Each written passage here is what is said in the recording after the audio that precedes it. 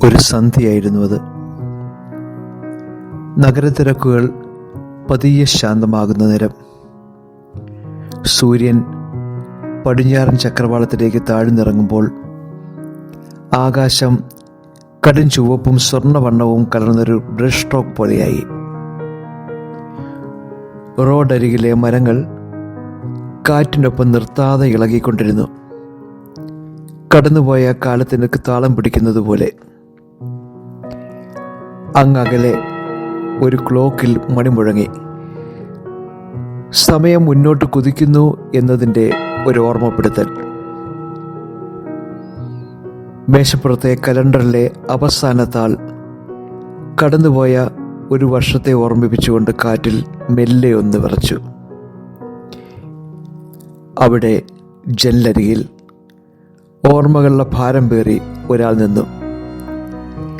അയാളുടെ കണ്ണുകളിൽ കഴിഞ്ഞുപോയ ദിവസങ്ങളുടെ ചിത്രങ്ങൾ മിന്നിമറഞ്ഞു.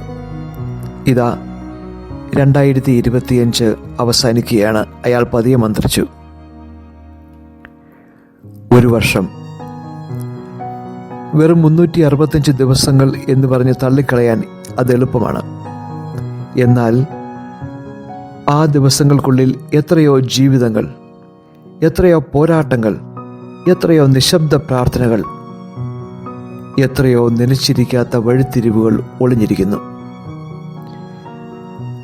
ഓരോ ദിവസവും ഒരു കടൽ തിര പോലെയായിരുന്നു.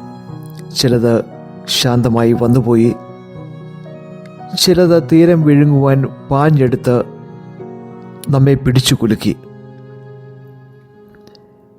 2025 നമ്മളെ പഠിപ്പിച്ചത് ഒന്ന് മാത്രം: ജീവിതം ഒരു നേർരേഖയിലല്ല നീങ്ങുന്നത്. അതൊരു നൃത്തമാണ്. ചിലപ്പോൾ വേഗത്തിൽ, ചിലപ്പോൾ പതുക്കെ, ചിലപ്പോൾ വട്ടമിട്ട് കറങ്ങിയും, ചിലപ്പോൾ താഴെ വീണും വീണ്ടും എഴുന്നേറ്റും. ചില ദിവസങ്ങൾ പുലരുമ്പോൾ തന്നെ മനസ്സിൽ പുതിയ പ്രതീക്ഷകൾ പൂത്തെളിഞ്ഞു. അന്ന് സൂര്യൻ കൂടുതൽ തിളക്കമുള്ളതായി തോന്നി. മറ്റു ചില ദിവസങ്ങൾ ഇന്നെങ്കിലും ഒന്ന് ശാന്തമായാൽ മതിയെന്ന് മനസ്സുരുകി പ്രാർത്ഥിക്കാൻ പ്രേരിപ്പിച്ചു. അന്ന് മേഘങ്ങൾ കൂടുതൽ ഭാരമുള്ളതായി തോന്നി. വിജയങ്ങളുണ്ടായി, അത് ചിരിയുടെയും ആഹ്ലാദത്തിൻ്റെയും ഓർമ്മകളായി. പരാജയങ്ങളുണ്ടായി, അത് കണ്ണുനീരിൻ്റെയും പഠനത്തിൻ്റെയും പാഠങ്ങളായി. എന്നാൽ ഈ എല്ലാറ്റിനിടയിലും ഒരു കാര്യം മാത്രം സത്യമായി നിലകൊണ്ടു: ജീവിതം മുന്നോട്ട് തന്നെ നീങ്ങി. തളർന്നുപോയ നിമിഷങ്ങളിൽ പോലും ഒരു അദൃശ്യ ശക്തി നമ്മളെ കൈപിടിച്ചു നടത്തി. ഐശ്വര്യം വെറും കണക്കുകളല്ല, അത് ഹൃദയത്തിൻ്റെ അവസ്ഥയാണ്. ഈ വർഷം നമ്മളോട് ജീവിതം ചോദിച്ചു: ഐശ്വര്യം എന്നത് എന്താണ്? ബാങ്ക് ബാലൻസിലെ വലിയ അക്കങ്ങളാണോ? വലിയ വീടോ ആഡംബര കാറോ ഉയർന്ന പദവിയോ ആണോ സമൃദ്ധി? അല്ല. 2025 പലർക്കും മനസ്സിലാക്കി കൊടുത്തു. ഐശ്വര്യം എന്നത് ശാന്തമായി ഉറങ്ങുവാൻ കഴിയുന്ന ഒരു രാത്രി കൂടിയാണെന്ന്. അത് വിശപ്പില്ലാതെ കഴിക്കുന്ന ഒരു നേരത്തെ ആഹാരമാണെന്ന്. അത് രോഗമില്ലാതെ ഉണരുന്ന ഒരു പ്രഭാതമാണെന്ന്. അത് അവശ്യ സമയത്ത് തളരുമ്പോൾ കൈപിടിച്ചൊരു മനുഷ്യൻ ഉണ്ടാകുന്നതാണെന്ന്. ആരോഗ്യം, മനസ്സമാധാനം, ചുറ്റുമുള്ള ചെറിയ സന്തോഷങ്ങളിൽ നന്ദി പറയുവാൻ കഴിയുന്ന ഒരു ഹൃദയം, ഇവയെല്ലാം ചേർന്നതാണ് യഥാർത്ഥ സമ്പൽ സമൃദ്ധി. 2025 പലരെയും ഓർമ്മിപ്പിച്ചു: നമ്മൾ ഒറ്റയ്ക്കല്ല ഈ ലോകത്ത് ജീവിക്കുന്നത്. നമ്മുടെ സമ്പത്ത് നമുക്ക് മാത്രം അവകാശപ്പെട്ടതല്ല. ഒരാൾക്ക് നഷ്ടമായപ്പോൾ മറ്റൊരാൾ കൈനീട്ടി. ഒരു ദേശത്ത് ദുരന്തമുണ്ടായപ്പോൾ മറ്റൊരു ദേശം സഹായമായി.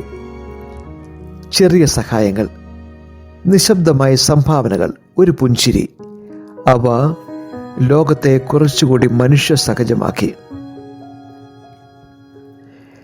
സമ്പൽ സമൃദ്ധി എന്നത് നമുക്കുള്ളത് ഭദ്രമായി പൂട്ടി സൂക്ഷിക്കുന്നതിലല്ല, അത് പങ്കുവയ്ക്കുമ്പോഴാണ് വളരുന്നതും വിരിയുന്നതുമെന്ന് ഈ വർഷം നമ്മളെ പഠിപ്പിച്ചു. നദി ഒഴുകിപ്പരന്ന് ഭൂമിയെ ഫലഭൂയിഷ്ടമാക്കും പോലെ നമ്മുടെ സമ്പത്തും ഒഴുകിപ്പരന്ന് മറ്റുള്ളവർക്ക് ആശ്രയമാകണം. 2025 ലോകം ഒരുപാട് കലുഷിതമായ നിമിഷങ്ങൾ കണ്ടു. യുദ്ധങ്ങളുടെ വാർത്തകൾ, വേദനകളുടെ ചിത്രങ്ങൾ, നിരാശയുടെ ശബ്ദങ്ങൾ, മനുഷ്യനോട് കാണിക്കുന്ന ക്രൂരതയുടെ നേർക്കാഴ്ചകൾ ഹൃദയഭേദകമായിരുന്നു. എന്നാൽ അതിനിടയിലും മനുഷ്യനായി നിൽക്കുന്ന നിമിഷങ്ങളും ഉണ്ടായിരുന്നു. വൈരത്തിനിടയിൽ പോലും കരുണയുടെ ചെറിയ കൈത്തിരികൾ പ്രകാശിച്ചു. ഭീതിക്കിടയിൽ പോലും പ്രതീക്ഷയുടെ നേർത്ത ശബ്ദങ്ങൾ ഉയർന്നു പൊങ്ങി. ലോകസമാധാനം എന്നത് ഒരൊറ്റ ദിവസം കൊണ്ട് സംഭവിക്കുന്ന ഒന്നല്ല. അത് രാഷ്ട്രീയക്കാരുടെ മേശപ്പുറത്ത് മാത്രം ഒതുങ്ങേണ്ട ഒന്നുമല്ല. അത് നമ്മുടെ ഓരോ തീരുമാനങ്ങളിലും തുടങ്ങണം. നമ്മൾ സംസാരിക്കുന്ന വാക്കുകളിൽ, നമ്മൾ കാണിക്കുന്ന സഹനത്തിൽ, നമ്മൾ തിരഞ്ഞെടുക്കുന്ന മാനുഷികതയിൽ. അവിടെയാണ് സമാധാനത്തിൻ്റെ വിത്തുകൾ മുളയ്ക്കുന്നത്. 2025 നമ്മൾ തിരക്കിലായിരുന്നേക്കാം. ജോലിയുടെ ഭാരം, ലക്ഷ്യങ്ങളിലേക്കുള്ള ഓട്ടം, ഉത്തരവാദിത്വങ്ങളുടെ പെരുമഴ. പക്ഷേ പിന്നിലേക്ക് നോക്കുമ്പോൾ നമ്മെ തളരാതെ താങ്ങി നിർത്തിയത് നമ്മുടെയൊക്കെ കുടുംബമായിരുന്നു. കുറച്ച് കടുപ്പമുള്ള വാക്കുകൾക്ക് പിന്നിലും പറയാതെ പോയിരുന്ന നോട്ടത്തിലും സ്നേഹമുണ്ടായിരുന്നു. വ്യക്തമായി പറയാതെ തന്നെ നമ്മുടെ ഭാരം പങ്കിട്ടവരാണ് നമ്മുടെ കുടുംബം. വീട് എന്നത് 4 ചുവരുകളല്ലെന്ന് ഈ വർഷം നമ്മളെ വീണ്ടും ഓർമ്മിപ്പിച്ചു. അത് നമ്മൾ ക്ഷീണിച്ചെത്തുമ്പോൾ നിശബ്ദമായി സ്വീകരിക്കുന്ന ഹൃദയങ്ങളാണ്.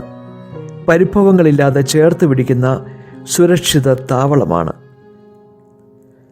2025 ഈ ജീവിതയാത്രയിൽ കൂടെ നടന്ന സുഹൃത്തുക്കൾ ഇല്ലായിരുന്നുവെങ്കിൽ ഈ വർഷം ഒരിക്കലും ഇത്രയും അർത്ഥവത്തായിരിക്കില്ലായിരുന്നു. തളർച്ചയുടെ നിമിഷങ്ങളിൽ താങ്ങായി നിന്നതും വിജയങ്ങളിൽ ആർത്തു വിളിച്ചതും ഈ സൗഹൃദങ്ങളായിരുന്നു. സൗഹൃദമെന്നത് എപ്പോഴും അടുത്തു നിൽക്കുന്നതിലല്ല, മറിച്ച് എപ്പോൾ വേണമെങ്കിലും അടുത്തെത്താൻ കഴിയുന്ന ഒരു ഉറപ്പാണ്. ഒരു വിളിക്കപ്പുറം എത്താൻ കഴിയുന്ന ഒരാളുണ്ടെങ്കിൽ അത് ജീവിതത്തിലെ വലിയൊരു സമ്പത്താണ്. ഈ വർഷം നമ്മൾ കുറച്ചുകൂടി ക്ഷമയുള്ളവരായി, കുറച്ചുകൂടി മനസ്സിലാക്കുന്നവരായി, കുറച്ചുകൂടി നന്ദി പറയുന്നവരായി. എല്ലാം നേടിയെന്ന് പറയാൻ സാധിക്കില്ലായിരിക്കാം, എന്നാൽ എല്ലാം മനസ്സിലായെന്നും വരില്ല. എന്നാലും നമ്മൾ അനുദിനം വളർന്നു.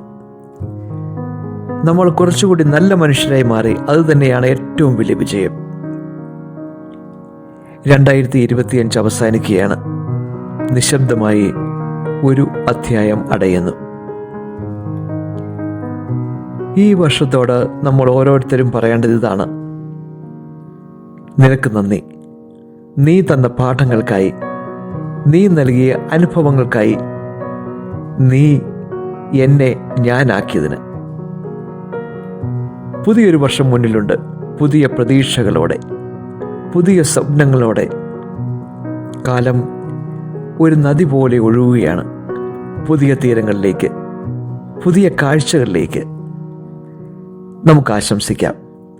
മനസ്സിലും ജീവിതത്തിലും ശാന്തതയോടെ, സംതൃപ്തിയോടെ പങ്കുവയ്ക്കാൻ കഴിയുന്ന തരത്തിൽ, മറ്റുള്ളവർക്ക് വെളിച്ചമായി മാറുന്ന തരത്തിൽ, ഓരോ ഹൃദയത്തിലൂടെയും ഓരോ പ്രവൃത്തിയിലൂടെയും എന്നെന്നും ശക്തിയായി, താങ്ങായി, തണലായി 2025 നമുക്കുള്ളിൽ ഒരു നല്ല കഥയായി, ഒരു നല്ല പാഠമായി എന്നേക്കുമായി തുടരട്ടെ.